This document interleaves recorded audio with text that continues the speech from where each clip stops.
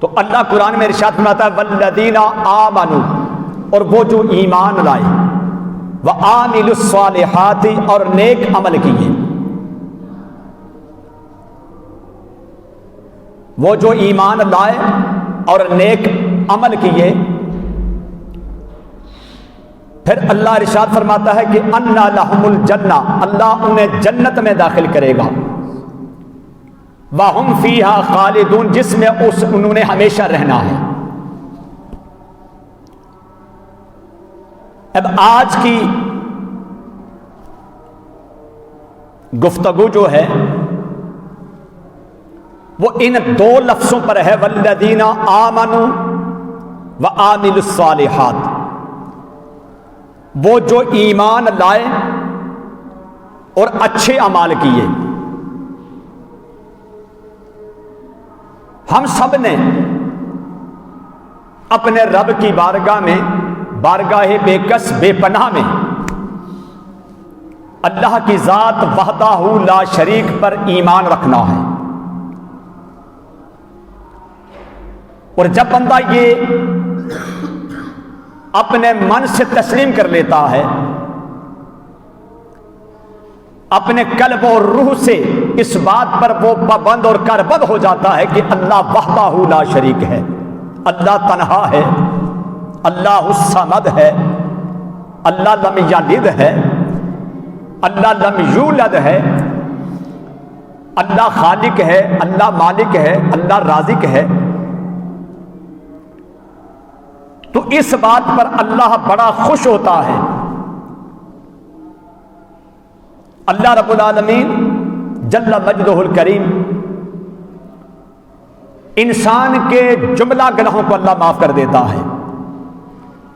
یعنی کوئی ایسا گناہ نہیں ہے کہ جو اللہ معاف نہیں کرتا، اور کوئی ایسا گناہ نہیں کہ جو اللہ کی معافی کا جو ہے وہ مستغنی ہو جائے. اللہ ہر ایک گناہ کو معاف کر دیتا ہے. اللہ بڑے بڑے گناہ گاروں کو بخش دیتا ہے. گناہوں کی انبار لے کر بندہ آتا ہے، لیکن اللہ کی کچہری اور اللہ کی بارگاہ میں اس حیثیت الہی کے اندر جب ڈوب جاتا ہے تو اللہ اسے معاف کر دیتا ہے. لیکن وہ گناہ کے جو زمرہ شرک میں آ جائیں، جو اللہ وحدہ لا شریک کی ذات پر طنز اور تنقید کے زمرے میں آ جائیں، اللہ وہ کبھی معاف نہیں کرے گا. اللہ کسی مشرک کو معاف نہیں کرے گا. تو اللہ رب العالمین نے ارشاد فرمایا کہ وہ لوگ جو ایمان لائے، جو لوگ ایمان لائے،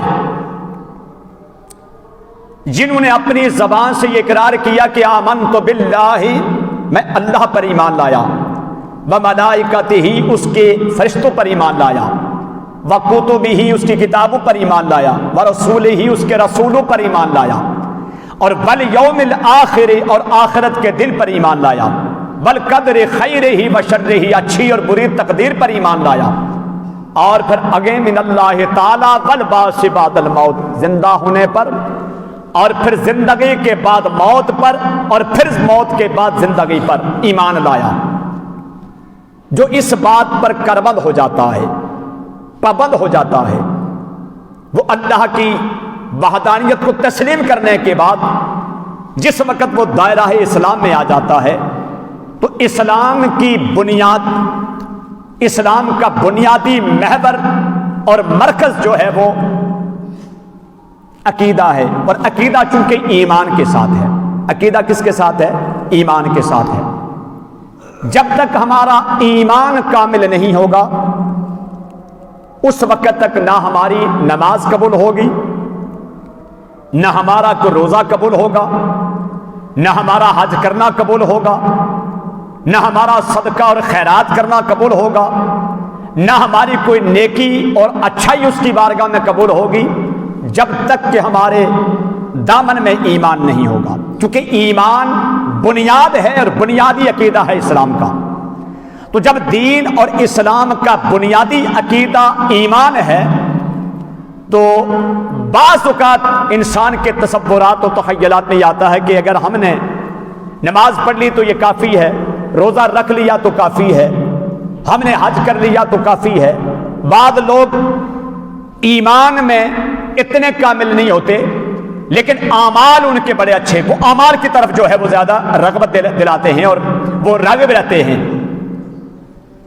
لیکن عزیزان گرامی ایک بات یاد رکھنا کہ ایمان بنیاد ہے، اور اس کے بعد ایمان کی خلوت اور جلوت میں ڈوب کر جب کوئی بندہ نماز پڑھتا ہے پھر وہ اعمال صالح ہوتے ہیں۔ ایمان کے تناظر میں رہ کر کے جو بندہ روزہ رکھتا ہے تو وہ اللہ کی بارگاہ میں مقبول ہوتا ہے۔ تو گویا ایمان یہ بنیاد ہے، اور اس بنیاد پر پھر اعمال صالح کی عمارت کھڑی رہتی ہے۔ تو ہم سب نے جو ہے اس بنیادی ایمان پر ہم نے اعمال کی بنیاد کو، اعمال کی عمارت کو کھڑا کرنا ہے۔ تو انسان کی زندگی میں سب سے پہلے اس کے پاس ایمان آئے، پھر ایمان کے بعد جب وہ ایمان لائے تو اس کے بعد پھر اس کے لیے اعمال صالح ہیں، اچھے اعمال ہیں۔ اور جو کوئی اچھا عمل کرتا ہے، میرے آقا کریم علیہ الصلوۃ والسلام فرماتے ہیں کہ اللہ اس اچھے عمل کے بدلے میں بہترین جزا دیتا ہے، اللہ اس کو اس اچھے عمل پر بے شمار نیکیاں عطا کرتا ہے۔ تو ہم سب کو چاہیے کہ ہم اچھے اعمال کی طرف رغبت دلائیں آپ کی، اور میں اور آپ ہمیشہ ہم اچھے عمل کی طرف ہم راغب رہیں، اس لیے کہ ہماری زندگی کا آخر ایک دن یہ سورج غروب ہو جائے گا۔ جو آج چمکتا دمکتا میرا اور آپ کا سورج طلوع ہے، اس نے ایک دن واپس غروب ہو جانا ہے، اور جب اس نے غروب ہو جانا ہے تو پھر اپنی زندگی کے جو بھی ہماری اچھائیاں ہیں، جو ہمارے اعمال ہیں، وہ سارے کے سارے اعمال رب کی بارگاہ میں پہنچ جاتے ہیں، اور انسان اپنے اعمال، اپنے کیے ہوئے کا حساب خود اللہ کی بارگاہ میں دیتا ہے۔ تو عزیزان گرامی سب سے بنیادی بات یہ کہ ایمان کا ہونا، ایمان یہ بنیادی شرط ہے دین کے لیے۔ تو دین کی عمارت کھڑی ہے ایمان پر۔ تو جب ہمارے پاس ایمان ہوگا پھر ہم نماز پڑھیں گے تو وہ نماز کہلاتی ہے۔ اب آپ کی توجہ، میرے اور آپ کے محبوب نبی، نبیوں کے نبی، تاجدار کائنات جناب محمد الرسول اللہ، آقا کریم علیہ الصلوۃ والسلام سے پوچھا گیا یا رسول اللہ ایمان کس چیز کا نام ہے، ایمان کیا ہے؟ فقال مال ایمان، ایمان کیا ہے؟ تو میرے محبوب نے ارشاد فرمایا کہ ایمان اللہ کو وحدہ لا شریک ماننا، اللہ کے فرشتوں کو اس کی مخلوق تسلیم کرنا، اور اللہ کی کتابوں کو برحق کلام ماننا، پھر اللہ کے رسولوں پر ایمان رکھنا کہ رسول سارے اللہ کے حضور چنے ہوئے بندے ہیں، اور سارے انبیاء معصوم ہیں، ان سے گناہ نہیں ہوتا، انبیاء معصوم ہیں، سارے نبی معصوم ہیں، اور اللہ پاک انبیاء علیہ الصلوۃ والسلام کے صدقے اللہ ہمارے گناہوں کو معاف کرتا ہے۔ تو جب یہ عقیدہ انسان کے پاس آ جائے تو پھر یہ بنیادی چیز یہ ایمان ہے۔ اب ایمان کے تناظر میں جب بندہ روزہ رکھتا ہے، اور پھر اللہ پاک نے قرآن حکیم میں فرمایا یا ایھا الذین آمنو، اے ایمان والو، آمنو کتب علیکم الصیام، اللہ ارشاد فرماتا ہے میں نے تم پر صیام کے روزوں کو فرض کر دیا ہے، من قبلکم لعلکم تتقون، جس طرح کہ تم سے پہلے والے لوگوں پہ روزہ فرض تھا۔ اب گویا روزے کا حکم، اس کی فرضیت کا اعلان جو ہوا وہ اللہ پاک نے ہر ایک سے نہیں کیا، اللہ پاک نے صرف اہل ایمان سے حکم ارشاد فرمایا یا ایھا الذین آمنو، اے ایمان والو، آمنو کتب علیکم الصیام، اے ایمان والو، اللہ فرماتا ہے میں نے تم پر روزہ فرض کر دیا ہے۔ اب گویا روزے کی فرضیت صرف ایمان والوں پہ ہو رہی ہے۔ رمضان کا ماہ مقدس اگر یہ 29 دن ہیں یا 30 دن ہیں، امت مصطفیٰ کے لیے فیضان ہے یہ کہ آقا دو عالم، تاجدار کائنات، دنائے سبل، بانی دین، جناب محمد الرسول اللہ، آقا کریم علیہ الصلوۃ والسلام کے اعلان نبوت فرمانے کے بعد سرکار کی ظاہری حیات تک تقریباً 9 مرتبہ ماہ سیام رسول اللہ کی بارگاہ میں بار بار آتا گیا، اور 9 مرتبہ وہ ماہ مقدس آقا کریم علیہ الصلوۃ والسلام اس کے روزے رکھے۔ جب 9 مرتبہ ماہ رمضان مصطفیٰ کی ظاہری حیات میں آیا تو 7 چاند ماہ رمضان کے جو گزرے وہ 30 کے چاند تھے، اور 7 چاند جو گزرے وہ 29 کے تھے، اور 2 چاند جو گزرے ہیں وہ 30 کے ہیں۔ اب نبی کریم علیہ الصلوۃ والسلام فرماتے ہیں کہ چاند 29 تاریخ کا بھی آتا ہے اور پھر چاند 30 تاریخ کا بھی ہوتا ہے۔ آقا کریم فرماتے ہیں جس کو اللہ پاک 29 روزے عطا کرتا ہے، اگر وہ 29 روزے رکھ لیتا ہے تو اللہ پاک اسے 30 روزوں کا ثواب عطا کرتا ہے۔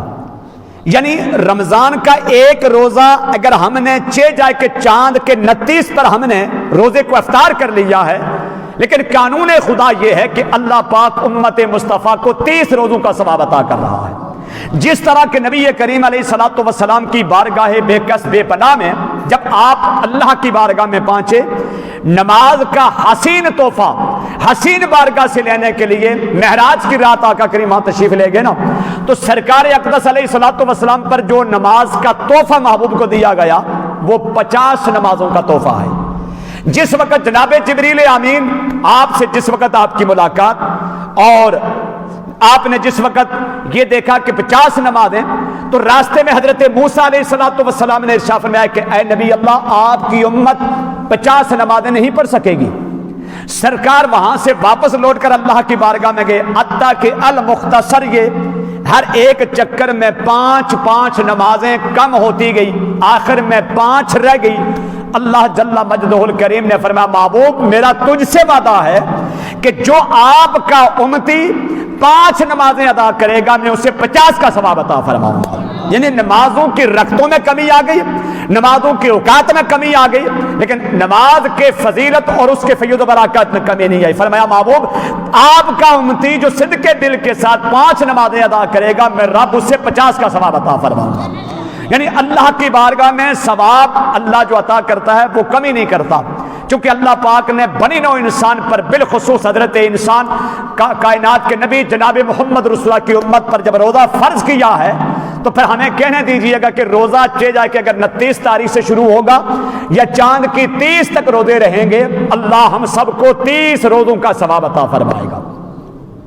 تو ماہ شعبان معظم کا آخری جمعہ سرکار اقدس تاجدار کائنات جناب محمد رسول اللہ آقا کریم کے صحابی حضرت سیدنا سلیمان فارسی رضی اللہ اس حدیث کے راوی ہیں، اور پھر دوسری روایت اس کی یوں ملتی ہے حضرت ابو سعید خدری رضی اللہ تعالیٰ عنہ آپ بھی اس حدیث کے راوی ہیں، فرماتے ہیں کہ شعبان معظم کا آخری جمعہ ہے، یعنی شعبان کا آخری جمعہ ہے۔ سرکار اقدس علیہ الصلوۃ والسلام نے جمعۃ المبارک کے خطبے میں ارشاد فرمایا اے میرے صحابہ، آج آپ سارے صحابہ کان کھول کے یہ بات سن لو کہ اللہ کی طرف سے ایک مہمان مہینہ آ رہا ہے جو کہ جس کے پہلے 10 دن رحمت ہیں، اس کے درمیان والے 10 دن مغفرت ہیں اور اس کے آخری 10 دن بخشش کے ہیں۔ فرمایا کہ ماہ سیام ہم سب کے سروں پر سایہ فگن ہونے والا ہے۔ یہ وہ مہینہ ہے کہ جس میں عبادات کا ثواب دگنا ہو جاتا ہے۔ میرے بابو فرماتے ہیں جس نے ماہ سیام میں 2 رکعتیں نماز نفل پڑھی، آقا کریم فرماتے ہیں گویا کہ اس نے غیر رمضان میں فرض ادا کیے ہیں، یعنی رمضان کے 2 نفل پڑھنے والا شخص اس کے اعمال میں اللہ تعالیٰ اسے 2 فرضوں کا ثواب عطا کرتا ہے، اور جس نے 2 فرض ادا کیے، فرض وہی تھے جس نے 2 فرض ادا کر دیے، میرے آقا کریم علیہ الصلوۃ والسلام ارشاد فرماتے ہیں کہ اس نے گویا رمضان کے علاوہ 70 فرضوں کو ادا کر دیا ہے۔ یعنی رمضان میں اس کی فضیلت یہ ہے کہ رمضان میں نفلی عبادت کا ثواب فرضوں کے برابر ہوتا ہے، اور فرض عبادت کا ثواب 70 فرضوں کے برابر ہو جاتا ہے۔ آقا کریم نے ارشاد فرمایا کہ میرے صحابہ سائے فگن ہونے والا ہے وہ مہینہ جو ہم سب کے لیے رحمت ہے، یعنی اس کے پہلے 10 دن اتنی رحمت ہوتی ہے، اتنی رحمت ہوتی ہے۔ آقا کریم فرماتے ہیں کہ اللہ تعالیٰ جس وقت اس ماہ مقدس کو دنیا و ما فی کے اندر مسلمانوں پر روزہ فرض کر کے جس وقت اس ماہ مقدس کا چاند طلوع کر دیتا ہے تو اللہ جل مجدہ الکریم پھر ہر ایک انسان کو معافی کا سرٹیفکیٹ دے رہا ہوتا ہے، اور ہر ایک کو اللہ پاک یہ بلا کر یہ کہہ رہا ہوتا ہے کہ ہے کوئی مجھ سے آج بخشش مانگنے والا، ہے کوئی ایسا شخص کہ جسے میں آج معاف کر دوں؟ ہے کوئی ایسا بندہ کہ جو اپنے رزق کا طالب ہو اس کا رزق میں کشادہ کروں؟ ہے کوئی ایسا بندہ کہ جس کے گناہ پہاڑوں کی طرح ہوں اور میں اس کے گناہ معاف کروں؟ یعنی ماہ سیام کے پہلے 10 دن رحمت کے ہوتے ہیں اور اس قدر اللہ رحمتوں کی صدا بلند کر رہا ہوتا ہے. ایک بندہ اپنے گھر میں مہوے جو ہے استراحت ہوتا ہے، سویا ہوتا ہے، لیکن اللہ خالق مالک رازق اس بندے سے مخاطب ہو کے فرماتا ہے کوئی مانگنے والا، ہے کوئی بخشش چاہنے والا؟ تو یہ پہلے 10 دن اس کے رحمت ہے. رمضان کے پہلے 10 دن کیا ہے؟ رحمت ہے. اس کا درمیان کا عشرہ مغفرت کا ہے، یعنی انسان کے گناہوں کو اس طرح اللہ معاف کر دیتا ہے. حدیث میں آتا ہے، میرے بابو فرماتے ہیں کہ 70,000 جہنمیوں کو ایک ساتھ میں جہنم سے نکال کر انہیں جنتی بنا رہا ہوتا اللہ. یعنی 70,000 جہنمیوں کو اللہ جہنم سے آزاد کر کے جنت عطا کرتا ہے. اور ایک ساتھ کتنی ایسے ایک ساتھ سے مراد کیا؟ میرے محبوب فرماتے ہیں کہ آنکھ چبکنے میں دیر لگتی ہے لیکن اللہ کی رحمت آنے میں دیر نہیں لگتی. یعنی آنکھ چبکنے میں یہ دیر ہوتی ہے، اللہ کی رحمت آنے میں دیر نہیں لگتی. اللہ اس قدر بندوں پہ مہربان ہو جاتا ہے. پھر فرمایا کہ اس کا آخری عشرہ جو آخری 10 دن ہوتے ہیں، میرے محبوب فرماتے ہیں اس کے آخری 10 دن جہنم سے آزادی کے ہیں. اب جہنم سے آزادی کن کے لیے ہے؟ فرمایا جو دنیا میں رہ کر گناہوں کے انبار ہوتے ہیں اور ان گناہوں میں زندگی گزارنے والا، لتھیڑی ہوئی زندگی، گناہوں کی دل میں پھنسا ہوا انسان جو آگے دیکھتا ہے تو اسے جہنم کے شعلے نظر آتے ہیں، دائیں طرف دیکھتا ہے تو جہنم کے شعلے اس کو لپک رہے ہیں اس کی طرف، بائیں طرف دیکھتا ہے تو جہنم کی جو ہے انگار اس کی طرف آ رہے ہوتے ہیں، اگر پیچھے مڑ کے دیکھتا ہے تو جہنم کے انگار اس سے کنگارتے ہوئے نظر آتے ہیں. میرے محبوب فرماتے ہیں ایسا شخص کہ جو چاروں طرف دیکھتا ہے تو اسے جہنم کے انگار نظر آتے ہیں. فرمایا ہے کوئی مانگنے والا؟ آخری مغفرت کے دنوں میں اللہ رب العالمین کسی ایک گناہ گار کے گناہوں کو بھی نہیں دیکھتا، اللہ سب کے گناہوں کو معاف کر دیتا ہے. تو عزیزان گرامی، یہ ماہ مقدس ہم سب کے سروں پر سایہ فگن ہونے والا ہے. کون سا ماہ مقدس؟ ماہ سیام. بولو ماہ سیام. آقا کریم نے اس کا استقبال یا خطبہ ارشاد فرمایا اور فرمایا صحابہ استقبال کسے کہتے ہیں پتہ ہے؟ استقبال کہتے ہیں کسی کی آمد پر آگے بڑھنا اور اسے آگے بڑھ کر سینے سے لگانا. جب ماہ سیام آئے تو پھر آپ نے ماہ سیام کا احترام اس انداز سے کرنا ہے، اس حال میں کرنا ہے کہ آپ کے لباس بھی پاک ہوں، آپ کا جسم بھی پاک ہو، آپ کے گھر کے اندر جو ہے، آپ کے گھر میں آپ کے جمی احباب جو ہیں وہ اس قابل جو ہیں، جو روزہ رکھنے کے قابل ہیں، وہ سارے خوشی خوشی یہ کہیں کہ یا اللہ کب رمضان آئے گا، ہم تیری بارگاہ میں روزہ رکھیں گے. یعنی استقبال کرنا ہے رمضان کا. جب استقبال کریں گے نا رمضان کا تو میرے مصطفیٰ فرماتے ہیں کل قیامت کے دن پھر یہ رمضان آپ کا استقبال کرے گا. کل قیامت میں یہ آپ کا استقبال کرے گا. آج اگر کوئی روزے کا استقبال کر رہا ہے، آج کوئی رمضان کے استقبال کے اندر ہے، آج وہ اچھے کپڑے بنا رہا ہے رمضان کے لیے، وہ اس نیت سے اچھے کپڑے سلوا رہا ہے کہ میں نے یہ کپڑے پہن کر تراویح پڑھنی ہے، میں نے دن کو روزہ رکھنا ہے. اور آقا کریم فرماتے ہیں کہ سال کے 11 ماہ جتنا آپ نے کھایا، جتنا آپ نے پہنا، جتنا آپ نے پیا، ان کا حساب دینا ہے. پانی کا ایک ایک قطرہ اس کا حساب ہوگا. ہم نے جتنا لباس پہنا، سال کے 11 ماہ ہم نے لباس پہنے، ان لباس کے پھٹنے پر، پرانے ہونے پر ہم نے اللہ کی بارگاہ میں حساب دینا ہے. پھر جو ہم نے رزق کھایا ہے، ہم نے اس کھانے کا حساب دینا ہے کہ یا اللہ ہم نے تیرا دیا ہوا رزق کھایا ہے، ہم نے وہ کھانے کے بعد کتنا شکر ادا کیا ہے. توجہ ہے نا مسلمانوں، کتنا شکر ادا کیا. فرمایا ماہ سیام میں جتنا کھاؤ گے، جتنا کھلاؤ گے، روزے کے افطاری میں، روزے کی سحری میں جتنا کھا سکو کھاؤ، جتنا افطار کروانے میں کروا سکو کروایا کرو. اس لیے رمضان کے نہ سحری کا حساب ہوگا نہ افطار کا حساب ہوگا. فرمایا یہ بے ساختہ خرچ کرو، جتنا خرچ کرو گے اللہ آپ کو دگنا عطا کرے گا. دنیا میں 700 اور آخرت میں 70,000 تک اللہ اس کا ثواب اور اجر بڑھا دیتا ہے. اس لیے آقا کریم نے فرمایا میرے صحابہ، جس وقت کوئی شخص کسی روزدار کا روزہ ایک کھجور سے افطار کروا لے، کسی روزدار کا روزہ ایک کھجور سے افطار کروا لے، یا پانی کے ایک گھونٹ سے افطار کروا لے، یا دودھ کے گھونٹ سے افطار کروا لے، میرے محبوب فرماتے ہیں کہ اللہ پاک اس روزہ افطار کروانے والے کے سارے گناہوں کو اللہ معاف کر دیتا ہے، اور اسے اتنا اجر و ثواب عطا فرماتا ہے جتنا روزہ رکھنے والے کو ثواب ملتا ہے۔ اچھا، صحابہ نے پوچھا یا رسول کیا اس کے روزے میں کمی تو نہیں آتی جس نے روزہ افطار کروایا، اور جس کا روزہ افطار ہوا، جس نے روزہ رکھا تھا، کہ اس کے ثواب میں کمی تو نہیں آئی؟ میرے آقا کریم نے فرمایا کہ اللہ کا دریاہ رحمت جوش پر ہے، رب جمال میں آ کر فرماتا ہے مصطفیٰ انہیں فرماؤ میری رحمت مقید نہیں ہے، جتنا روزہ رکھنے والے کو ثواب ہوتا ہے اتنا افطار کروانا والے کو ثواب ہوتا ہے۔ یعنی اس میں روزہ رکھنے والا اور روزہ افطار کروانے والا، اگر یہ روزہ افطار کروانے کی فضیلت اگر اسے پتہ ہوتی، میرے آقا فرماتے ہیں کہ شام کے وقت ہر بندہ اپنے گھر میں کوئی نہ کوئی بندہ ڈھونڈ کر لاتا، مہمان بنا کے لاتا کہ آج میرے گھر میں روزہ افطار کرو تاکہ میرے گھر میں بھی اللہ کی رحمتیں آ جائے۔ اور فرمایا کہ جس نے روزدار کو روزہ افطار کروایا اور اس نے پھر اسے پیٹ بھر کے کھانا کھلایا، کیا کیا؟ پیٹ بھر کر کھانا کھلایا، آقا کریم فرماتے ہیں کہ وہ یہ سمجھے کہ آج وہ جہنم سے آزاد ہو گیا۔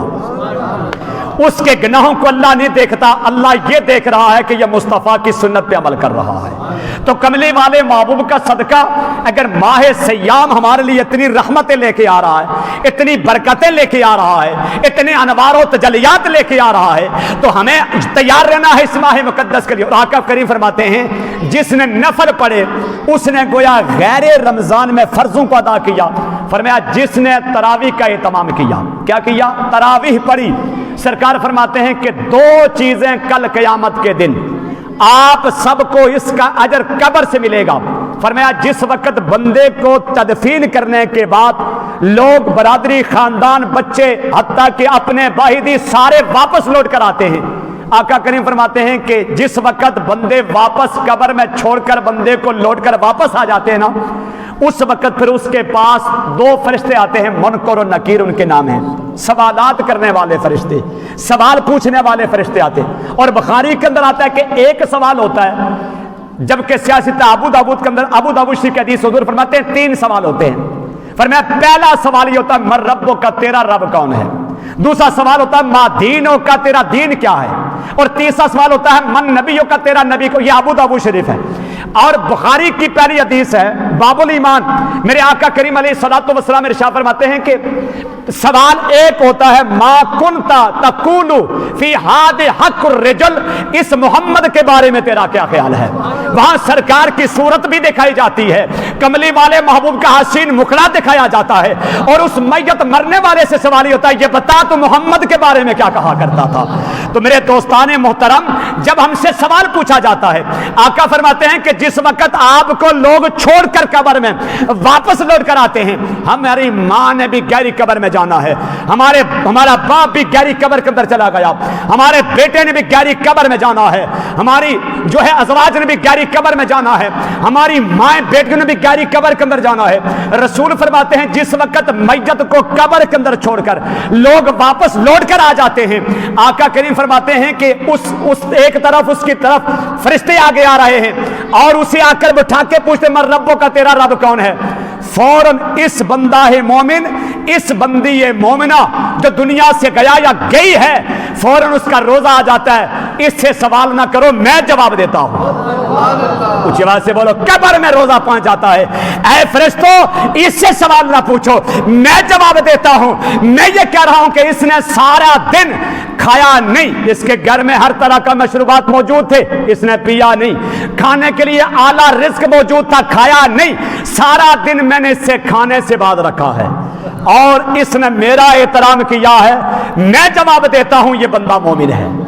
روزہ کہتا ہے یہ بندہ مومن ہے، روزہ کہتا ہے یہ بندہ مومن ہے، اور جس وقت روزہ یہ کہتا ہے پھر فرشتے آگے بڑھتے نہیں سے پوچھو من ربوں کا، تیرا رب کون ہے؟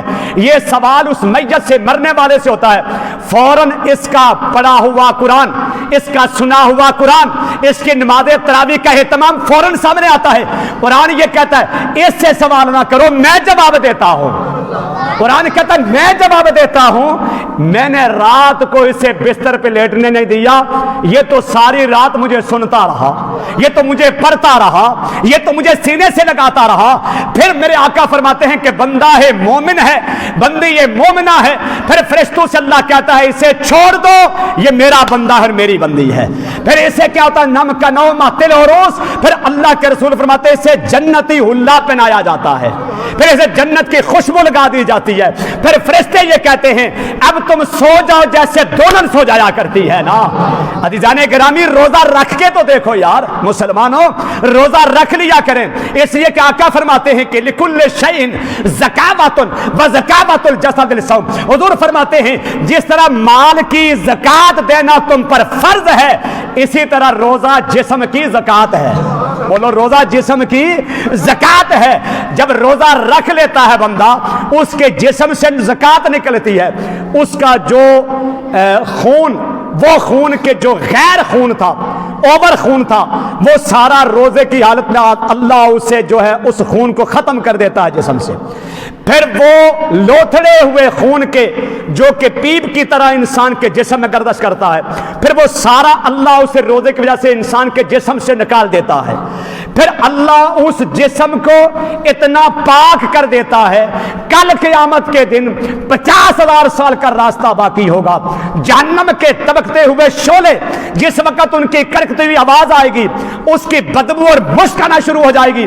آقا کریم فرماتے ہیں ہر ایک کے نتلے، ناک کے نتلے میں جہنم کی بدبو داخل ہوگی، لیکن جو روزدار ہوگا روزہ اس کے ناک میں جہنم کی بو نہیں آنے دے گا، جنت کی خوشبو لا کے رکھ دے گا نا۔ یعنی جہنم کی بدبو روزہ اس کے قریب نہیں آنے دے گا، بلکہ جنت کی خوشبو لا کر اس کے ناتھلے میں ڈالنا شروع کر دے گا۔ تو روزہ اس قدر نفیس عمل ہے، یہ جسم کے زکات، یہ جسم کی زکات ہے۔ عزیزان گرامی آج زکات نکالنی ہے تاکہ کل قیامت کے دن اللہ مجھے اور آپ کو اس روزے کی عوض میں اللہ نے جو وعدہ کر رکھا ہے ہم سے، والذین آمنوا وعملوا الصالحات، وہ جو ایمان لائے اور نیک عمل کیے، اللہ فرماتا ہے انا لہم الجنہ، وہ جنت میں ہوں گے، ہم فیہا خالدون، ہمیشہ اس میں رہیں گے، ہمیشہ جنت میں رہیں گے۔ کون لوگ جو ایمان لائے اور اچھے عمل کیے۔ تو اچھے اعمال میں روزہ ہم سب کے بدنی زکات ہے۔ آقا کریم تاجدار کائنات آخری حدیث سننے، سرکار دو عالم علیہ الصلوۃ والسلام، دوپہر کا وقت ہے، سورج اپنے آب و تاب کے ساتھ پوری زمین کو روشناس کر رہا ہے، تپش سورج کی آ رہی ہے، رسول معظم اپنے حجرے کے باہر تشریف فرما ہے، سفید داری دار لباس میرے مصطفیٰ نے پہنا ہوا ہے۔ آقا کریم کی بارگاہ بے کس بے پناہ کے اندر سرکار کے صحابہ میں حضرت علی المرتضیٰ میرے آقا کے ساتھ ہیں۔ انا مدینۃ العلم علی وعلی بابوہا، سرکار کے علم کا دروازہ علی ہے، سرکار اقدس کے پاس تشریف فرما ہے۔ میرے محبوب کریم علیہ الصلوۃ والسلام کی بارگاہ بے کس میں جبریل امین آئے۔ کون آئے؟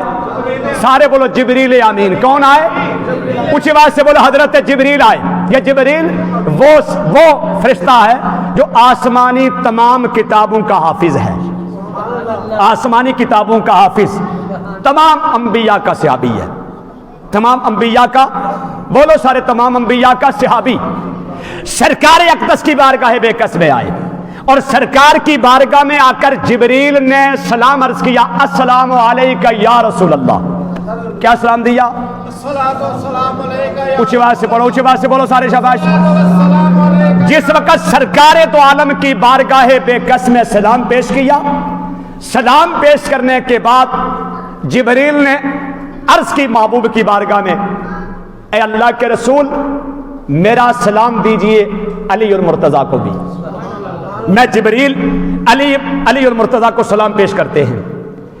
پھر جبریل آمین فرماتے ہیں کہ اللہ بھی آپ پر سلام بھیج رہا ہے اور علی المرتضیٰ پہ سلام بھیج رہا ہے۔ اور ساتھ یہ پیغام اللہ دے رہا ہے. یہ پیغام ہے آپ کے لیے کہ اللہ جل شانہ ارشاد فرماتے ہیں کہ بارگاہ بے کس بے پناہ محبوب کی بارگاہ میں جبریل یہ بتا دو. آج جبریل یہ بات محبوب کی بارگاہ میں آپ بتا دو, محبوب علی سے بتا دیں. آپ کی توجہ ہونی چاہیے. آپ نے میرا پیغام محبوب کی بارگاہ میں سنانا ہے, محبوب نے یہ پیغام علی کو دینا ہے, یہ پیغام امت تک پہنچنا ہے. یا رسول اللہ پیغام یہ ہے کہ اللہ ارشاد فرماتا ہے کہ اے میرے محبوب آپ اپنے غلاموں سے علی سے یہ فرما دیں کہ اگر کوئی شخص چاند کی 13, 14, 15 تاریخ یہ 3 روزے رکھ لیا کرے. ہر چاند کی 13, 14, 15 چاند کی تاریخ کے یہ 3 روزے رکھ لیا کرے تو پہلا روزہ رکھے گا تو میں 10,000 سال کا ثواب عطا کروں گا. 13 تاریخ کا روزہ رکھا, رسول فرماتے کہ اللہ فرماتا ہے میں اسے 10,000 سال کا ثواب عطا کروں گا. پھر فرمایا کہ جس نے 14 تاریخ کا روزہ رکھا, 13 رکھ لیا, 10,000 سال کا ثواب. جس نے 14 تاریخ کا روزہ رکھا, چاند کی 14ویں کا روزہ رکھا, فرمایا میرے محبوب نے کہ علی اللہ فرماتا ہے کہ میں اسے 30,000 سال کا ثواب عطا کروں گا. جس وقت وہ 15 تاریخ کا روزہ رکھے گا, چاند کی 15 تاریخ کا, آقا نے فرمایا کہ اللہ فرماتا ہے میں اسے 1,00,000 سال کا ثواب عطا کروں گا. پہلا روزہ 10,000 سال, دوسرا روزہ 30,000 سال, تیسرا روزہ 1,00,000 سال کا ثواب. جس وقت جناب حضرت علی المرتضیٰ نے یہ سنا تو حضرت علی سے رہا نہ گیا, خوشی سے آپ کے آنسو نکل گئے. آنسو بہائے حضرت علی نے اور پوچھا یا رسول اللہ کیا یہ حکم صرف مخصوص میرے لیے ہے؟ اونچی آواز سے بولو یار سارے, ذرا اونچی آواز سے بول رہا سبحان اللہ. اس لیے کہ 1,00,000 نیکی ملتی ہے سبحان اللہ کہنے پر. اونچی آواز سے بولو. جبریل امین ادھر ہی مصطفیٰ کی بارگاہ میں ہیں, علی المرتضیٰ کے آنسو نکلے. عرض کی یا رسول اللہ کیا یہ صرف میرا خاصہ ہے, صرف اہل بیت کے لیے ہے؟ میرے محبوب کی بارگاہ میں علی نے پوچھا نا تو مصطفیٰ نے ارشاد فرمایا علی صرف تمہارا خاصہ نہیں, تم یہ بات امت تک پہنچاؤ, صحابہ کو بتا, اور جو بھی شخص قیامت تک کے لیے ان 3 روزوں کو زندگی کا معمول بنا لے گا اللہ اسے 1,00,000 سال کا ثواب عطا فرمائے گا. اب ان کو کہتے ایام بعید. ایام بعید یہ وہ دن ہیں, حضرت علی المرتضیٰ شیر خدا فرماتے ہیں جس وقت حضرت آدم علیہ السلام کو جنت سے اٹھا کر زمین پر بھیجا گیا تو چونکہ جنت میں اجالا ہے, وہاں اندھیرا نہیں, وہاں اندھیرا نہیں, جنت میں نور ہے. بولو جنت میں, اونچی آواز سے بولو جنت میں نور ہے. جنت کے اندر جو ہے ہوائیں پر فضائیں ہیں, جنت کے اندر حورانے ملاکان ہیں, جنت کے اندر حورے غلامان ہیں. جنت بے ساختہ یہ کہہ رہی ہے کہ آؤ میرے روزداروں. وہی اس جنت کا دروازہ جسے باب الریحان کہا جاتا ہے. آقا کریم فرماتے ہیں 8 دروازوں میں سے باب الریحان درمیان میں آتا ہے. جس وقت میری امت کا کوئی بندہ یا بندی روزہ رکھ لیتا ہے, باب الریحان کے کباڑوں سے, باب الریحان کے چوکھٹ کے تھرتھراہٹ سے آواز آتی ہے اے پیچھے ہٹ جاؤ, آج میں بھی اس کے روزے پہ فخر کر رہا ہوں نا, میں انتظار کر رہا ہوں کیا وہ مجھ میں داخل ہوگا کر. تو باب الریحان روزدار کے انتظار میں رہتا ہے, باب الریحان روزہ رکھنے والے کے انتظار میں ہوتا ہے. سرکار نے فرمایا کہ جس وقت جنت کے حورے غلامان یہ سارے جنت کے اندر جو ہے حضرت آدم علیہ السلام کے ساتھ تھے, اور جس وقت اللہ پاک نے حضرت آدم علیہ السلام کو اس زمین پر اتارا, کولمبو پہاڑ پر حضرت آدم علیہ السلام آئے. مختصر یہ کہ عرفات کا میدان بنا تو باب آدم کے قدم لگتے ہیں. یہ حضرت آدم علیہ السلام کے قدموں کی برکت ہے کہ آج بھی عرفات ہے. اونچی آواز سے بولو یار, اونچی آواز سے بولو سارے. صبح قیامت ایک بات یاد رکھنا, مرتا اسلام آباد کے اندر ہے, پیٹی میں پیک ہو کر تو کشمیر میں چلا جاتا ہے. سعودیہ کے اندر بندہ فوت ہوتا ہے، وہاں سے پیٹی میں بند ہو کر تو پاکستان لایا جاتا ہے، پاکستان سے آگے پر آگے چھوٹے چھوٹے قصبے اور گاؤں میں لوگوں کی میتیں جاتی ہیں۔ سرکار فرماتے ہیں مرتا جہاں پر بھی ہے، جہاں اس کی قبر بنتی ہے وہاں کا خمیر ہوتا ہے۔ قبر کہاں بنتی ہے؟ جہاں کا خمیر ہوتا ہے۔ آج لوگوں کے ذہن بڑے تنگ ہیں، بہت سارے لوگ ہیں نا وہ کہتے ہیں اس قبرستان میں جگہ نہیں ہے، یہ ہمارا قبرستان ہے، یہاں جگہ نہیں ہے، یہاں یہ ہمارا قبرستان ہے۔ میں نے کہا میاں یہ تمہارا نہیں ہے، یہ اللہ کی جاگیر ہے، تمہارا قبرستان نہیں ہے، پتہ نہیں کتنے لوگوں کا خمیر ہے یہاں۔ قبر وہاں بننی ہے جہاں کا خمیر ہے۔ رسول کریم فرماتے ہیں کہ جہاں جہاں بندہ فوت ہوتا ہے اس کی قبر چاہے زمین کے کسی خطے کے اندر ہے، آقا فرماتے ہیں کل قیامت کے دن جس وقت وہ اپنی رحمت کے صدقے اللہ پھر اسے اٹھائے گا اور اللہ اس زمین سے فرمائے گا اے ماہ آدم اپنی گود ہلا، زمین اپنی گود ہلائے گی، اس کے اندر سے مردے اس طرح اٹھیں گے کہ جس طرح کے کھیت کے اندر آپ بیج ڈالو نا تو تھوڑے دنوں کے بعد وہ سارا بیج پھوٹ کر باہر آتا ہے، کوئی پودے کی صورت بنتا ہے، کوئی ایک گھاس کی صورت اگتا ہے، کوئی جو ہے وہ ایک پتری کی صورت اگتا ہے، اس طرح مردے قبروں سے اٹھیں گے۔ بولو سارے اونچی آواز سے بولو زندہ ہو منہا خلقناکم وفیہا نعیدکم منہا نخرجکم تارۃ اخری۔ آقا فرماتے ہیں مریا کدھر، قبر کہاں بنی؟ جس وقت اٹھے گا تو عرفات کے میدان میں ہوگا، عرفات کے میدان میں ہوگا، اور اسی عرفات کے میدان میں اللہ اپنے حسن و جمال کے ساتھ تشریف لائے گا۔ اب اللہ کیسے آئے گا یہ رب جانے یا مصطفیٰ جانے۔ جس وقت اللہ تشریف لائے گا آقا کریم فرماتے ہیں میں رب کے دائیں جانب مقام محمود پر ہوں گا، اللہ مجھے دیکھ کر تبسم فرمائے گا، میں اللہ کو دیکھ کر مسکراتا رہوں گا۔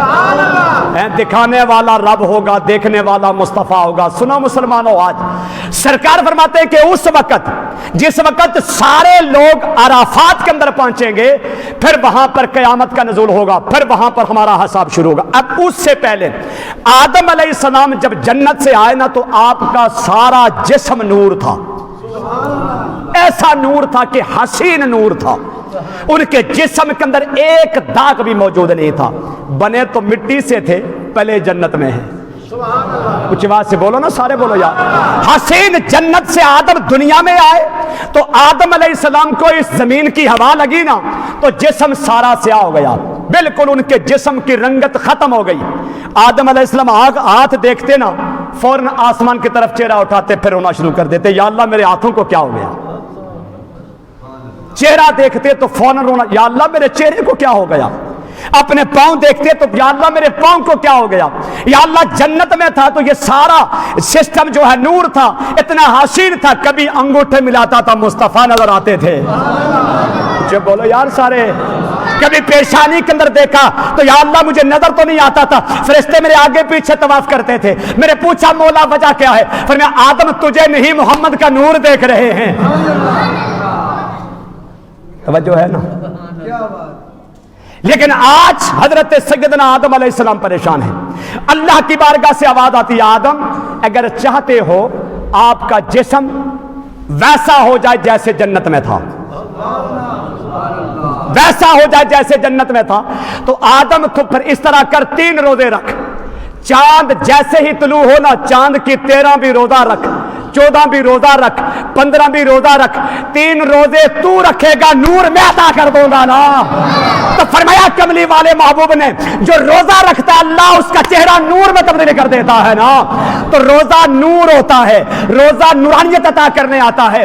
ماہ سیام آ گیا، اب دیکھتے ہیں کن کے چہرے کھل رہے ہیں۔ اللہ فرماتا ہے میں نے تو روزہ فرض ہی ایمان والوں پہ کیا ہے، اب یہاں پر روزہ ماہ سیام سال کے بعد آتا ہے، بے ایمان میں اور ایمان والے میں فرق کرنے آتا ہے۔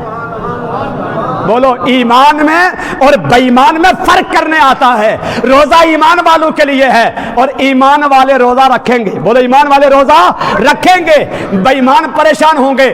دعا یہ کرے اللہ ہمیں ایمان کی دولت عطا فرمائے۔ جو ایمان لایا پھر اچھا عمل کیا، اللہ فرماتا ہے انا لہم الجنہ، میں اسے جنت میں داخل کر دوں گا، ہم فیہا خالدون، جس میں اس نے ہمیشہ رہنا ہے۔ تو جنت کب ملے گی؟ جب ہم حکم خدا پر پابندی کریں گے۔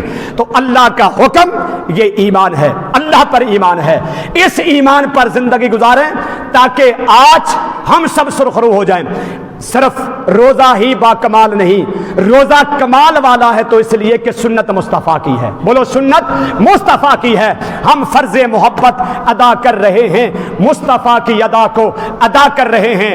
اگر ہم اس طرف دیکھیں تو بڑے بڑے اجل قسم کے لوگوں نے بھی یہ کہا، اور میاں صاحب کی روح بھی کبھی، اور آپ نے یہ فرمایا کہ عدل کریں تے تھر تھر کمبن اچیاں شانہ والے، جو فضل کریں دے بخشے جامن میں برگے منہ کالے۔ اللہ کی بارگاہ میں اس کے فضل کی بھیک مانگنی ہے، اس کی عدل کی بھیک نہ مانگنی، اس لیے کہ عدل پہ ہم کبھی نہیں جو ہے عدل سودا ہمارے حق میں کبھی نہیں آئے گا۔ ہم اللہ سے مانگیں گے تو فضل کی بھیک مانگیں گے، فضل کریں تے بخشے جامن میں برگے منہ کالے۔ اللہ کریم کی بارگاہ میں دعا ہے اللہ ہم سب کی حاضری قبول فرمائے، اللہ آپ کا آنا قبول فرمائے، اللہ آپ کا بیٹھنا قبول فرمائے۔ اور ماہ سیام آ رہا ہے جو کہ ہم سب کے لیے رحمت، مغفرت اور بخشش کا سامان لے کے آ رہا ہے۔ اللہ ہم سب کو ماہ سیام کا احترام کرنے کی توفیق نصیب فرمائے۔